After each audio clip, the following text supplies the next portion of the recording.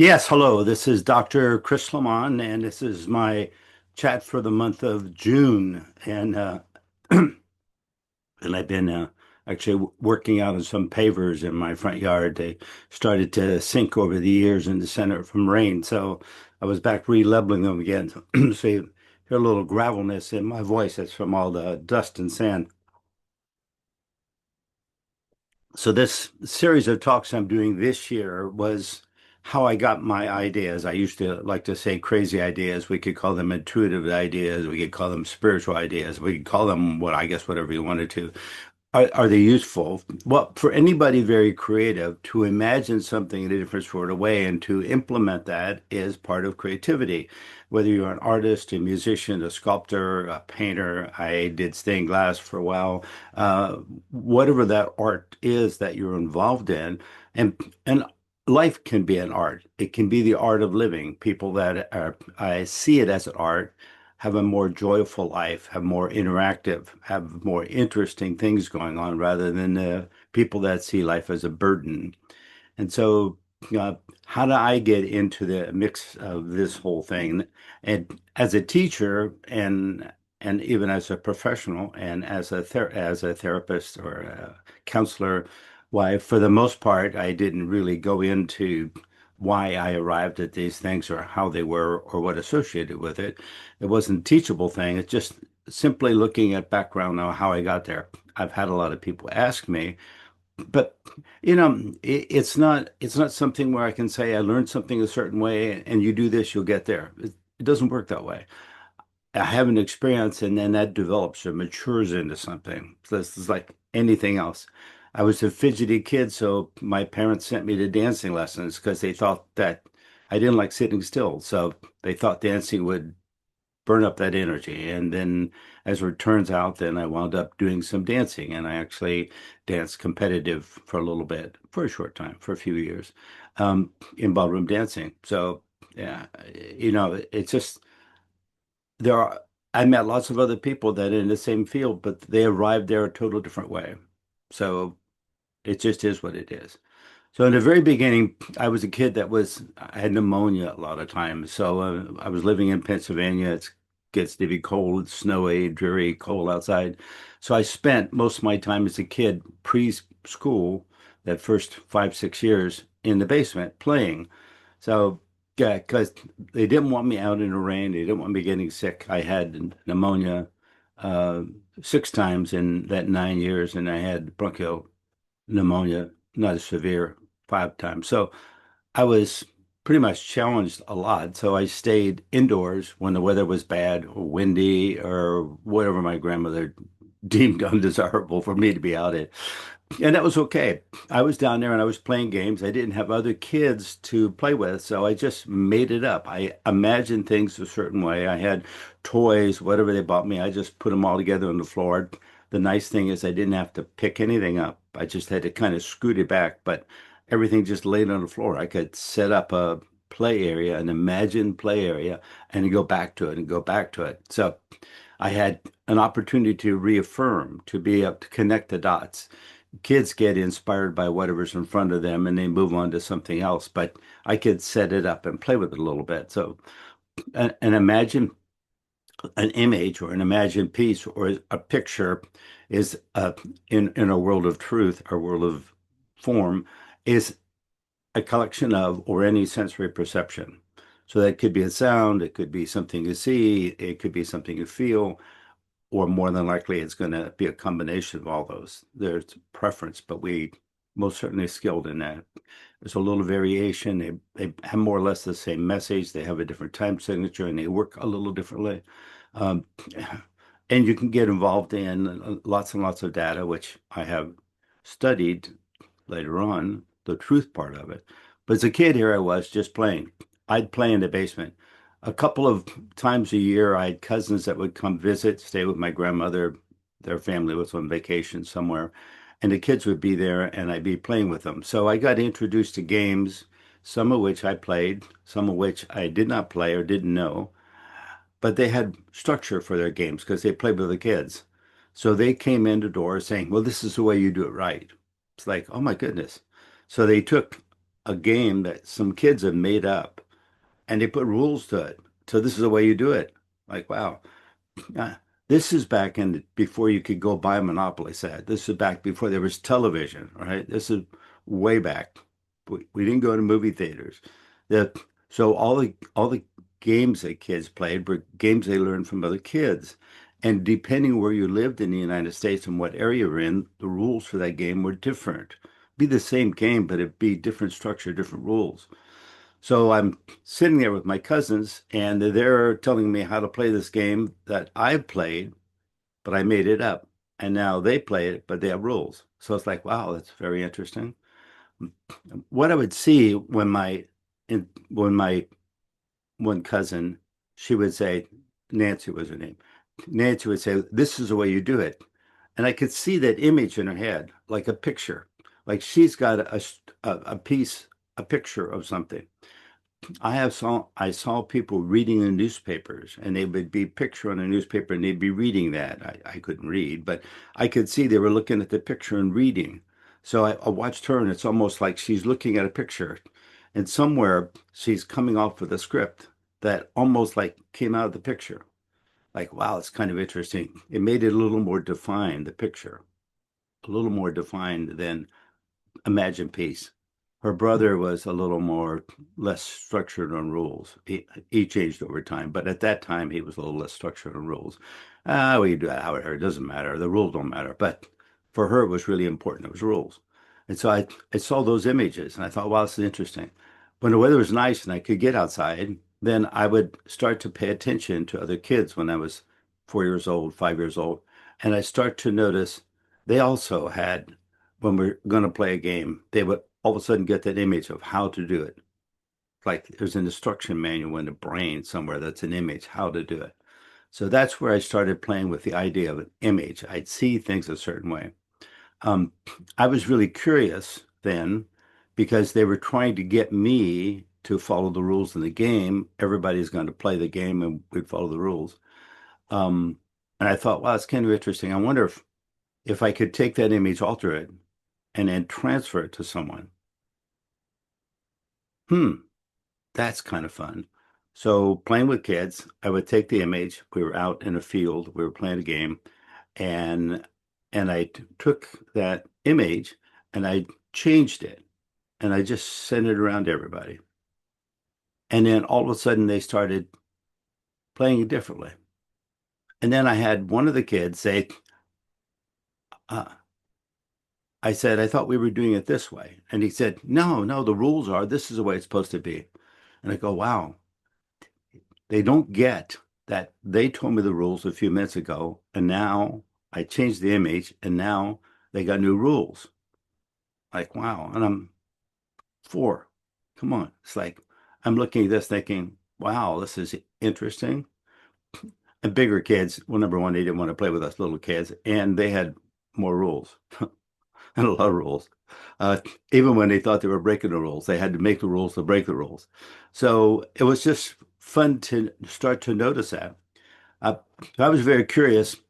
So I was downtown in that little hole in the wall town that we lived in, and nice little town, but it was small. And I was downtown and I saw in a window of a store an object. I had no idea what it was, but my birthday was coming up in August. I was going to be 5. And so I thought I got to play with this image thing. So I'm downtown.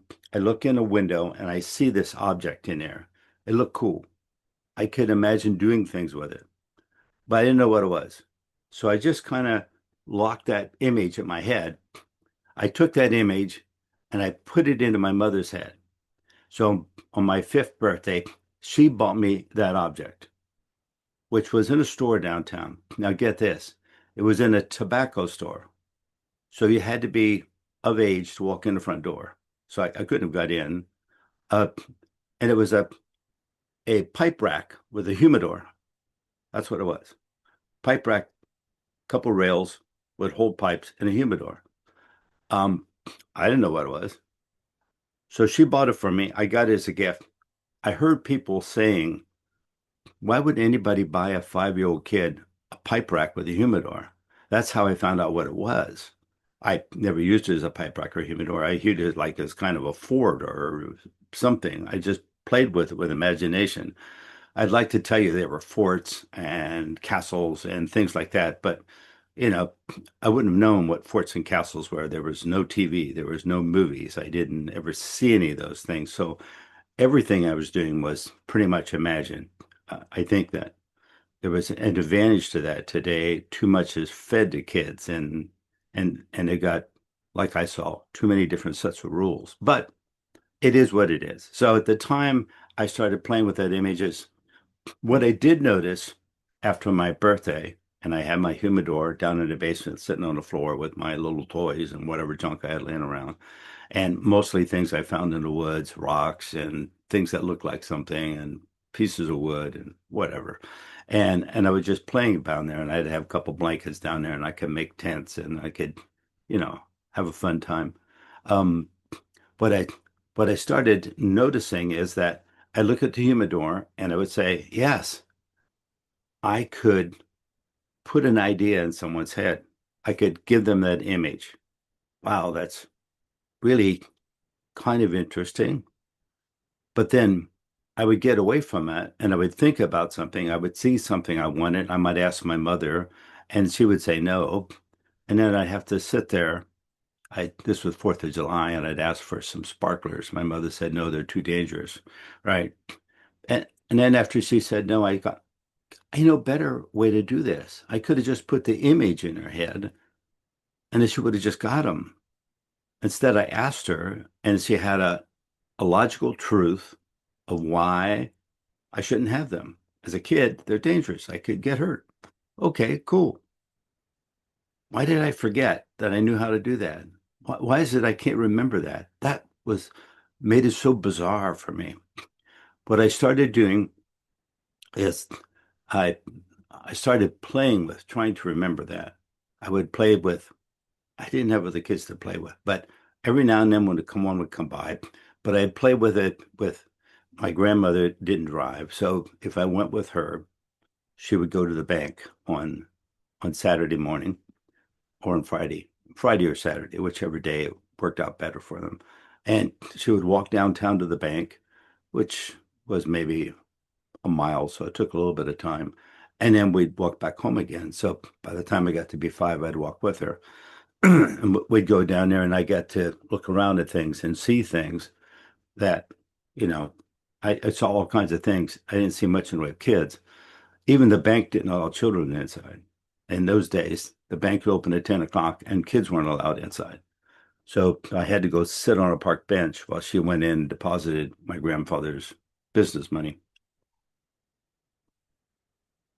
So sitting in that park, monuments were out there, you know, from some courageous general or something that, probably, who knows, Civil War. I have no idea what it was. But the pigeons were out there, statues were out there. It gave me whole field of things to imagine and building structures, and there was somewhere artful. They had designs on the front, and so I started playing with those images, and I got to see um, different people with different ideas. I saw a guy that was doing shoe shines on a corner, and I talked to him for a few seconds.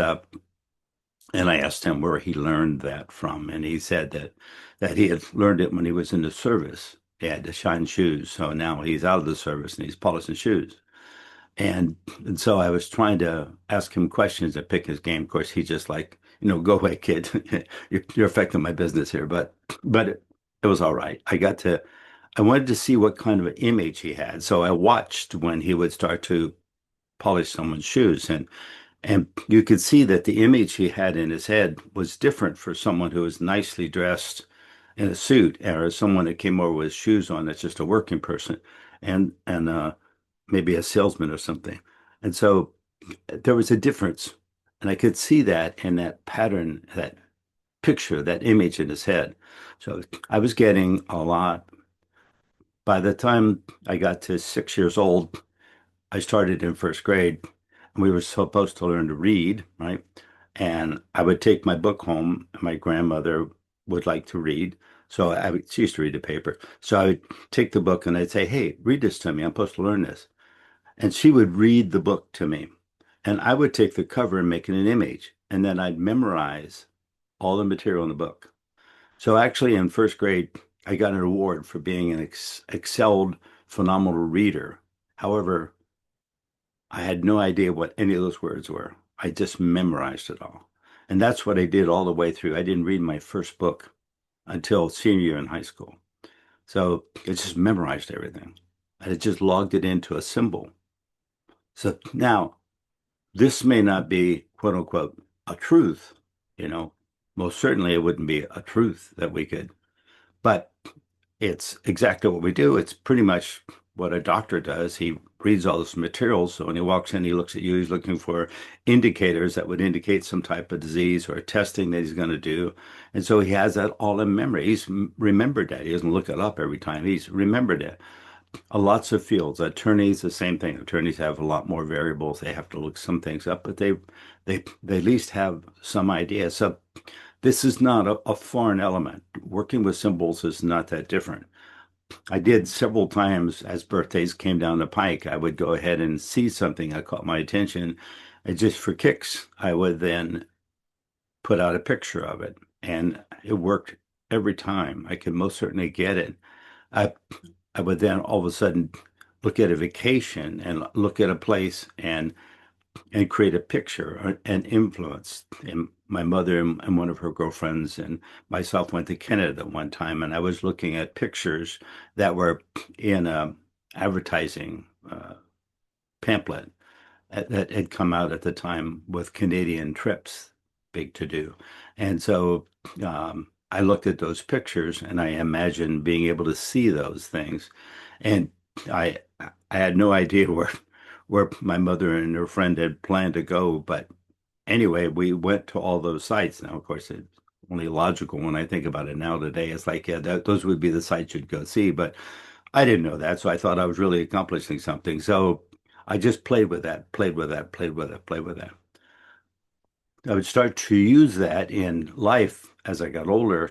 When people would come along and say, "Do you know how to do this?"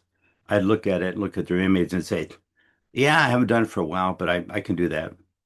And that gave me a level of confidence and a level of certainty that I started to develop. You, you start to see I'm starting to develop a relationship between an image, something I can imagine, and then integrate that into my life to make it confident enough to where I will pursue it and do it.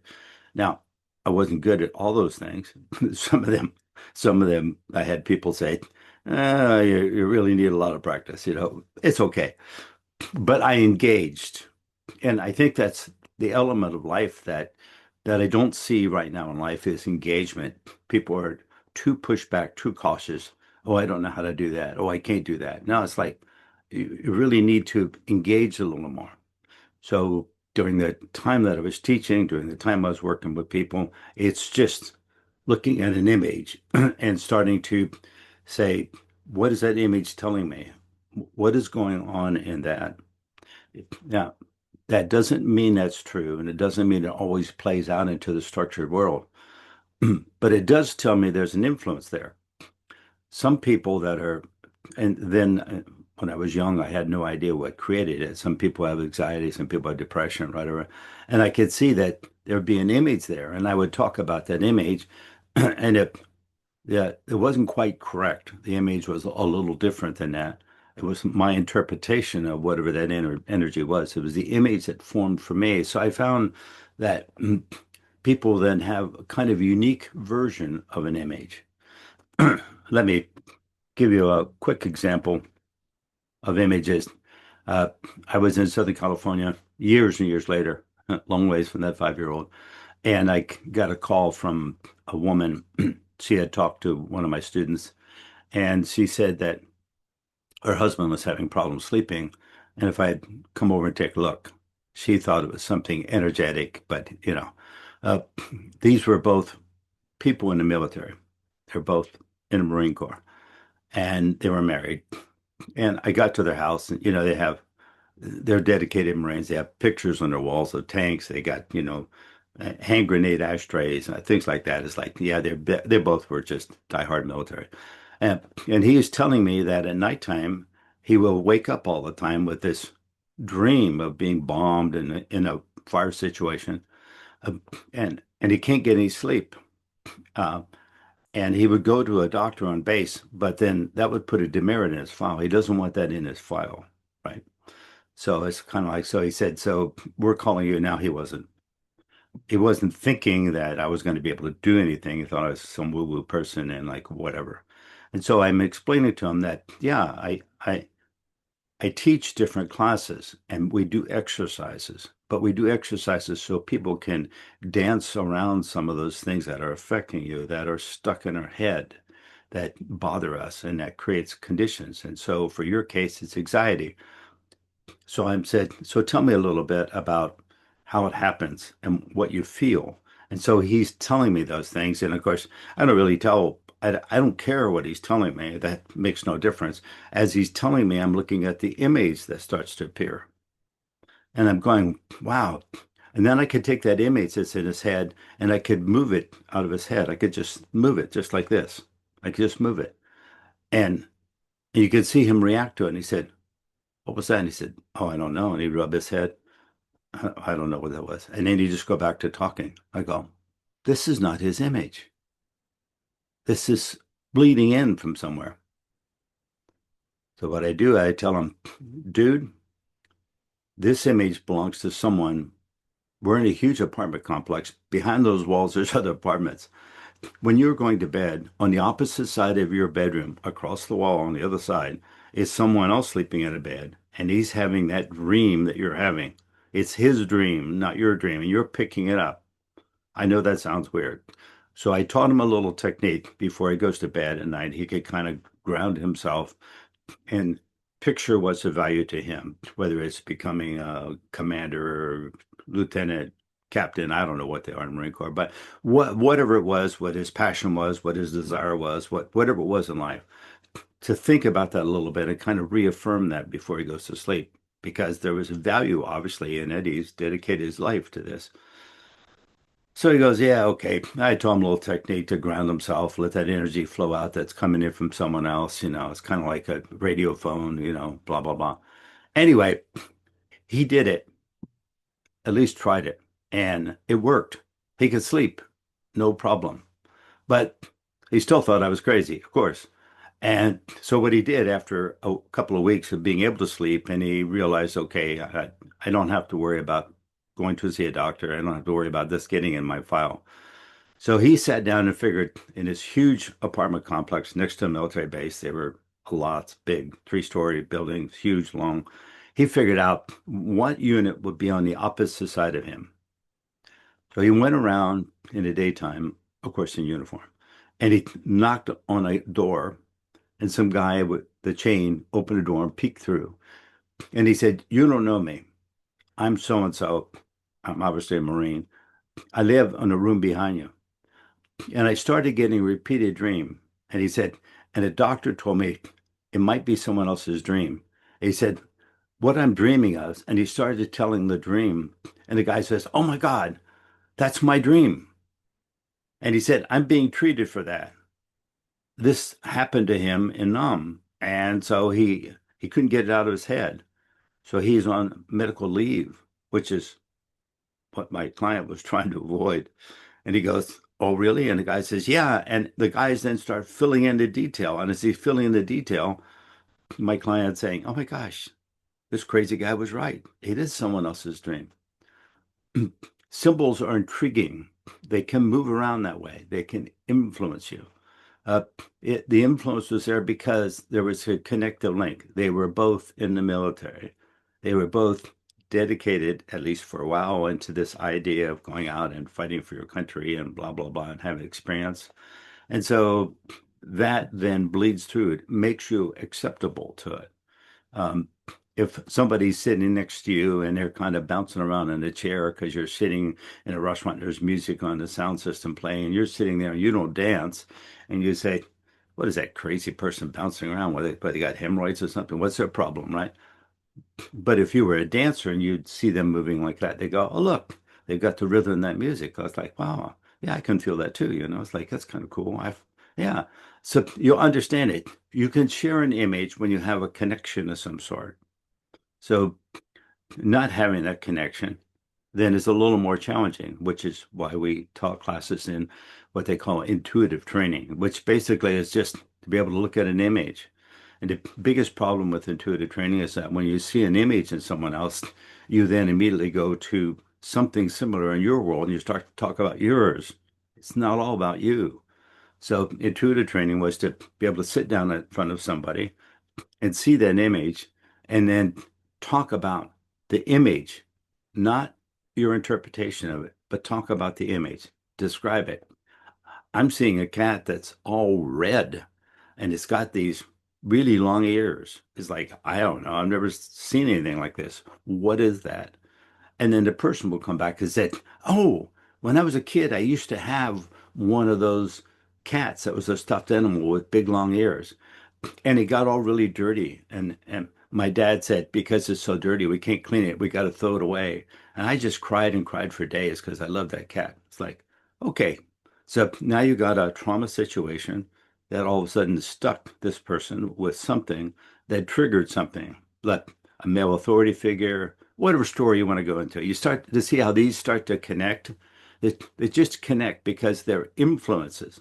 They're not facts. They're not part of our truth of our world, but they most certainly affect it in some way, shape, or form.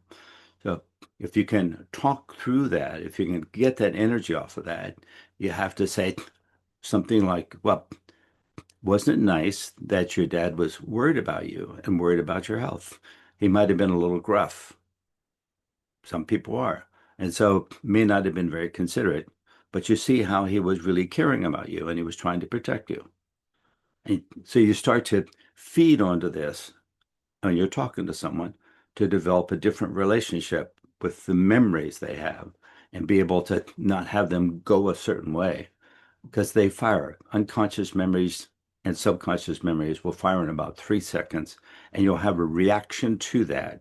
Whatever reaction she had when she was a child, which was laying around crying for a couple of weeks, that type of something along those lines, a stressor will be a reaction. If she can sustain that, her relationship with that logically for around 90 seconds, then that cycle ends. So if those pictures lit up for her and she sat there and says, wow, that's a memory of my dad. If she has a different story she can impose on it. Well, he was kind of gruff and feisty and kind of, a jerk, but he really cared or he wouldn't have done that. So this is just how he projected love. So you start to see that'll buy you 90 seconds. And then at that point you go, oh, and you let it go. And now you don't have that anxiety, you don't have those pieces.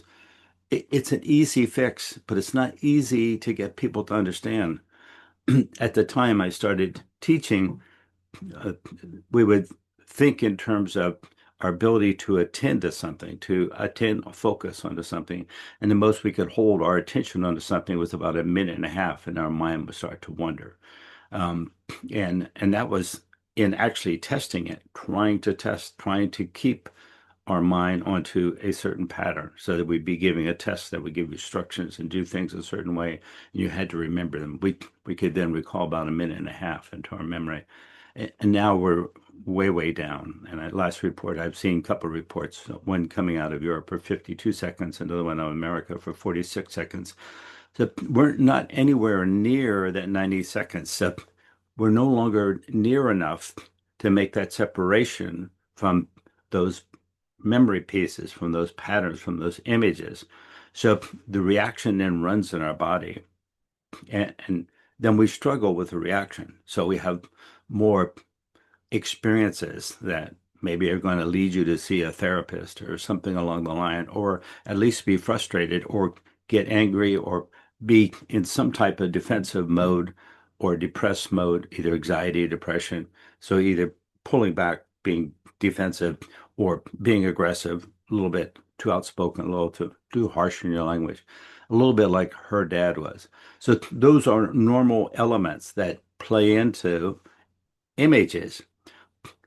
The reason why I could not remember my ability to do that, it is because It's not part of our structured relationship. It's not something that they were teaching me in school. Two plus two is four, as they're teaching me, right? They're teaching me mathematics. They're teaching logical sentences. They're teaching me the meaning of a word and to be able to identify and read the word. That's what they were trying to do. I kind of superimposed and went around my own little back way to get there. But eventually I had to sit down and read. Now today I try to read about a book a week. So I spend a lot of time reading. But uh, and it's not that my memory is amazing or more so than other people, because when I read a book, I don't put up a symbol for that piece of data. I write some notes down. That doesn't work very well. Symbols work better. All during the time I was teaching for that 14 years, I would have lectures. I'd have a seminar on a weekend. With my talking, I would record it and it would produce 7 CDs. And I had no notes for anything. So basically, all we're doing is I just got a symbol. And then I would have everything in that symbol, and it would just then download it to me. I could then remember it. Now, don't get too confused because I'm telling you this. It's not part of logical world. So it just means that we can't have 20 people in a classroom sit in front of me for 2 weeks and they're going to be able to do this. It's probably going to take a few years, right, of playing with it, right? You got to remember, I started playing with it when I'm 5 years old, and I started getting a lot better with it by the time I got into college. And then I started recognizing that I should go into the field of psychology. I can get this. I can see what's going on with someone. I can see those pieces. Made it very difficult for people to talk about it because it sounded like they were crazy. And a lot of people thought when my kids were little, all the kids would come to the house. We'd have a lot of parties and stuff. All the kids called me Cosmo. I would look at them and I could right away see what they're working on, and I would bring it up to them. They're just high school kids. And I would say, hey, who's been bullying you, or what's going on? Or you fell in love with someone that doesn't even want to talk to you. What are you doing? You got to switch this. I could see their pictures, their images, their struggles. So, I was kind of like, whatever. So it made me more receptible to them. They felt comfortable and safe around me, and then my kids would have people over. Every weekend I had people in the living room, I was staying over. And so it was always kind of fun. And then I cooked different foods, and then I would put food coloring in them. We'd have maybe green potatoes or something. And it was always just kind of a joke. It was always a theme for fun. It was always playing on that image and start to see how far we could push one thing than another, an open range. So you hear me all the time in actual lectures. If you go back in old talks, you find I talk a lot about range. Range just means that we have a scope bigger than that 90 seconds. So we can focus on something and a reaction comes up in our body. We can sit and build a relationship with that reaction, not have it act out in the world. And then we can get back into our range of what we're doing. The more we develop into that range, ranges have limits, yes. But most certainly, the more that we can develop in this, the more that we can have an expanse and being able to integrate and bring some of the value that we have in images and then some of the things that are against us in images, limitations. We had to learn limitations to survive. We couldn't jump off a roof. We couldn't go jump in a pool when we didn't know how to swim. We had to learn all those things, right? So uh, when I was a kid, now today I have relatives that have pools in their backyard. They got fences around them. But when I was a kid, people had pools in their backyard, and you just walk out there and there's a pool. And all the time, kids were drowning until that's why those laws were come into place. Even when I was in high school, I went to kids' house and they had pools in the backyard, no fence around them. And so today it's a little different.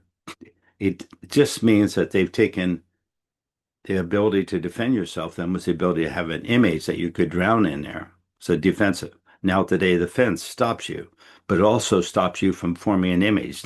So now you don't have a relationship with that.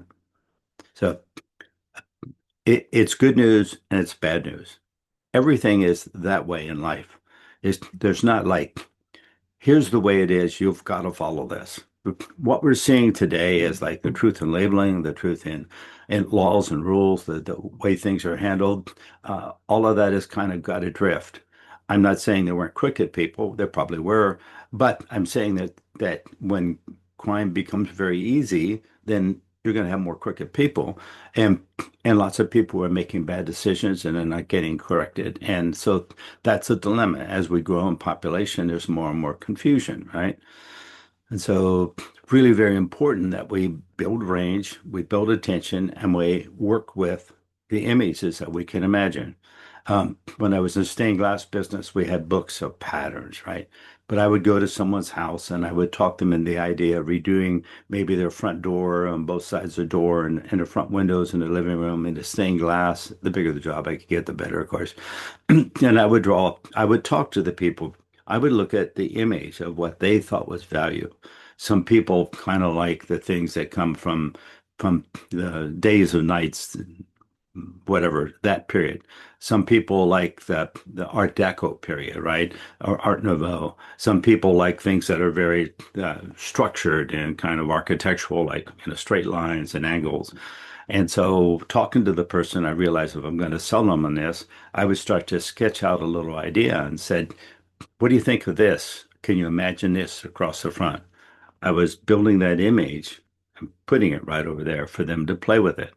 They can always say no, but especially when they say the price. But we start to build this, like say, no, we could just do your door, or we could do these two windows, so that when you're standing here, can you imagine standing right here and you're inside your house and looking out and seeing all that color out there across, and yet you don't have to have curtains closed or anything. It's private, but yet it allows the world's light to come into you. So I'd do a sales pitch on it, and then I'd go back to my team, and then we would go to I had people working. We would then put this thing together and build it all and go out and install it. So that was kind of fun. It was working with images. I've done a lot of different jobs. I stay in something well, and then I all of a sudden can imagine something totally different. So I just go into that play, right? Um, to me, that's fun. It's interesting. So I've been in a lot of different fields. I don't know if that's good or bad. Some people would say, well, you never stayed with anything long enough to become the expert. And the truth is, I never really wanted to become an expert in anything. I just really wanted to find out what's going on. And I love the idea of seeing that percolate, seeing that image. Now, today, I can pretty much feel it. So all the senses are pretty much involved. But technically speaking, that's the way it always was. I just didn't know it. So, the idea of an image means the product of your five senses. And so we could go into long stories about how someone gets an impaired sense and then the others kind of build up images without that one element. So there's an image there that might be altered a little bit or have some limitations, but there's an image there.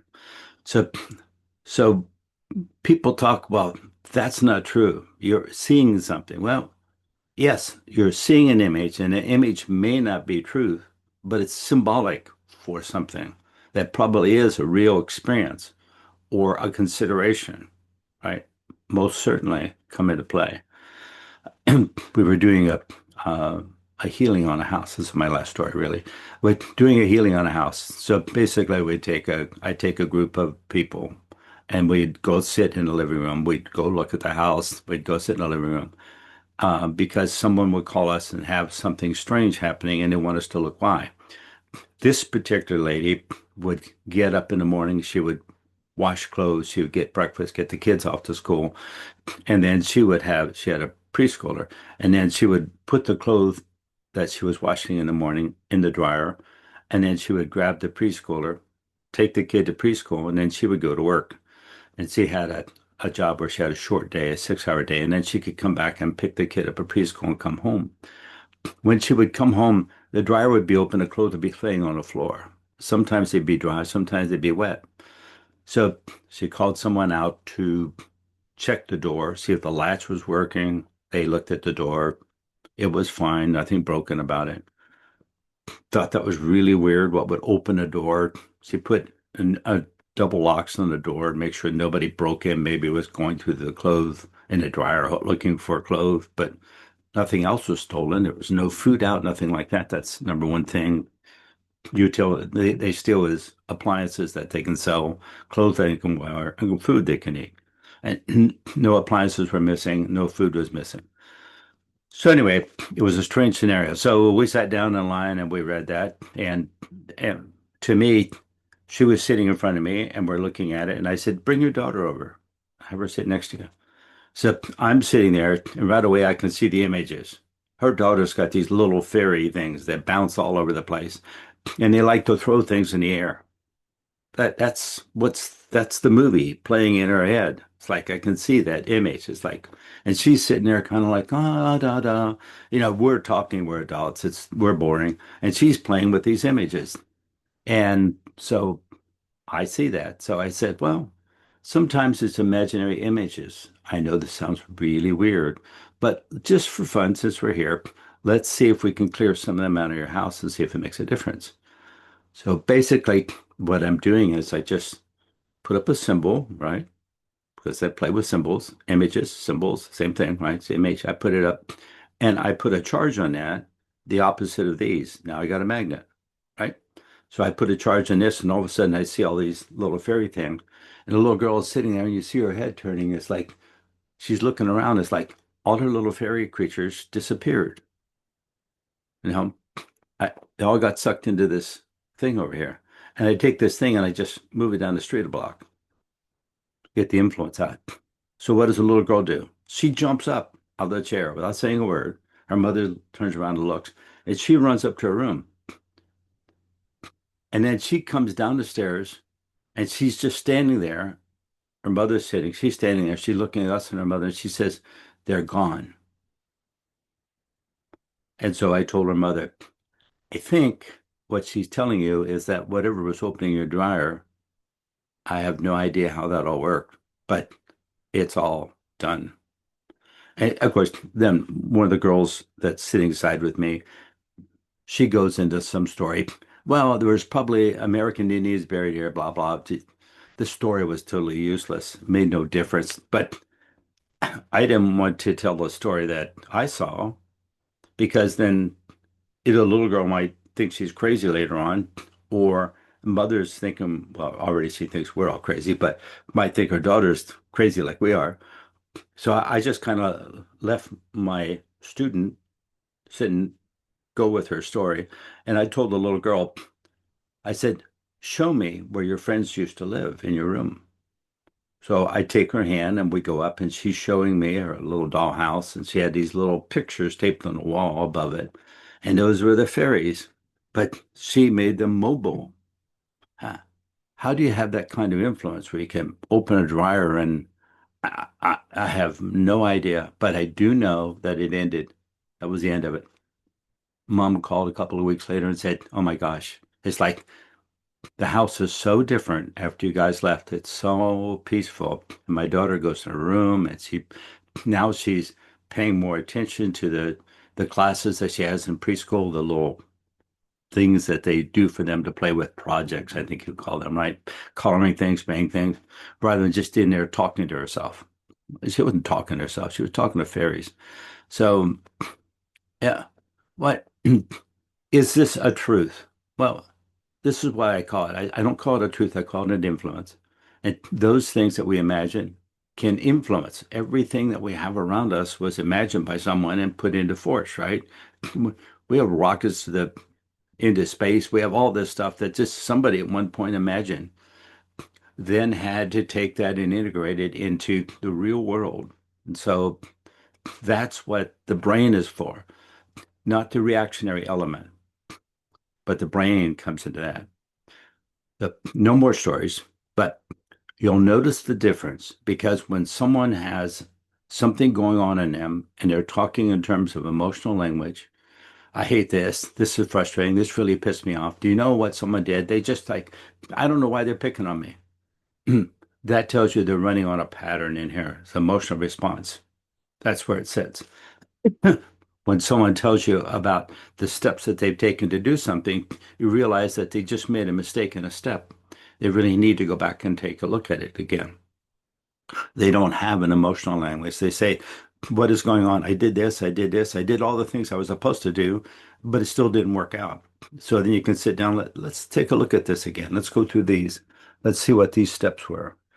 The, you look to the key of it in your own life, you start to say, wow, If you see somebody yelling or being obnoxious or being dirty or just like being rude, and then you start to get mad, it's like, whoa, wait a minute.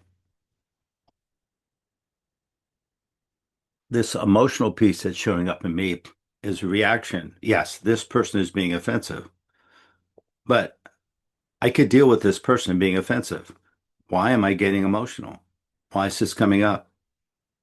So this is a defensive pattern somewhere in me. Okay, if that person was wheeling a gun around or a knife, probably be a good idea. I duck and run or hide. So 3 second response was really good. But here I am. The guy's just being obnoxious.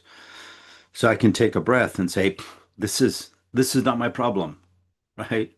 This this is not my problem, but if I can help here, I'd be glad to. Maybe I need to get my phone out and call the police, or maybe I need to go talk to the management, or maybe I need to just walk around the corner and get away from this person because they're sitting there talking. Uh, I almost went into another story. I told you I wouldn't tell another story. Um, but I will tell another story. And then this will be the end of it. Uh, I was in Seattle with my wife and we're walking around in the daytime. It was pretty warm and not, like 90s, but it was like 79, 80 degrees. And we came out of Pike's Market and we were walking down the street and there was a place selling gelato cones. And my wife says, I'm hot. Let's stop and get a gelato cone, kind of cool me down. I don't eat ice cream or anything, but I thought, yeah, sure, whatever.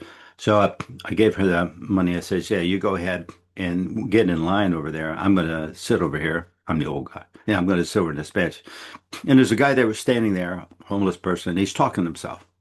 And I'm sitting on this little tiny bench, and he's just standing there at the edge of the street talking to himself. He's got a conversation going on between two people. And so I just looked at the pattern and said, so I just took one of the characters over. So I just started a conversation with him. I became the character that he was talking to. So he's talking to me. And the two of us are debating something that's going on in his life. I had no idea what it was, except I could see the patterns. And of course, now everybody's looking at the two of us because now we're both two crazy people, right? And I'm talking about something that's he's got a picture up there and he's describing a picture. Forget about the world. That doesn't exist. He's stuck in a picture and he's all just like, this wasn't fair, blah, blah, blah. And I'm talking to him. I said, you're right. That wasn't fair. How else could we have changed it? What could you have done that would have been different? How could you have stepped away from that? So we're having a conversation, right? And I'd say, what's this guy over here? Oh, that was so and so's cousin. I mean, he has all the characters. He he is totally nuts because he's totally stuck in a picture. And I'm talking to him. And then finally, my wife comes over with the ice cream cone. She says, what are you doing? Take this ice cream. Let's go. It was gelato. And we went on down the street. She said, what were you doing with that guy? And I said, I was just having a conversation with a guy. He was stuck in a picture. And she goes, God, you're crazy. I said, yeah, I'm crazy. So is he. But he walked away and he was kind of like, all of a sudden, maybe he'd have a chance to come out of that emotional state. Maybe he can have enough span of attention to where he could get back to being a normal person. Who knows how long he was stuck on a picture. Uh, Images are a very interesting thing. So we can't really say this is the truth in life, but we can mostly say that there are big influences that are very, very strange. They don't meet the criterion of being part of our language system, part of our logical system. But we can look at the fact that how we can then talk about how it influences us, what effect upon it has on it. We can see the weather. We don't know exactly, well, we know kind of what causes it, but it's chaotic. So I'm working on a project last week and I was trying to get it done before the rain, which is kind of funny because it means I had to depend on a weatherman who's not very accurate to determine whether I'm tearing piece of paper and put them down again, whether it's going to rain again. But I got it all done, and now we're supposed to have rain today. Uh, so if it rains or not, it doesn't much matter to me at this point, right? I got the project done. So this is what we do. We all work around abstract piece, the weatherman, chaotic systems, information they have, maybe at best 3 days, but in our area, no, we don't have 3 days. They're they're wrong most all the time because of the conditions, the way their hills and everything are. Some areas it's easy. Go to Las Vegas, easy to predict the weather, right? But different areas are different. So this is people working with images, patterns. They call it science because there's science infringed into the whole of it. Same with design people. Same with writing code in computers. You have an image and you try to find a way to map that image and share it, interface it with something or somebody. All right. So that's my background on images. That's where I started playing with that. I started playing with images and then I started making assignments. Another time I will talk a little bit more about what we can do with those images, how we can make up symbols and play with them a little bit. There's a lot of history for that in there. So this is for June. And so if anybody has any questions, go ahead and email me, Chris@wizardscatch.com, and I'd be glad to answer your questions. Just send me a phone number and I will give you a call. You can't call me, my phone's off all the time. But I most certainly can turn it on and call you or send you an email and answer it, whichever works out best for you. If I have a lot of questions on a topic, then I'll make a talk about them. So thank you very much. It's been fun again, and have a wonderful June, which is coming up.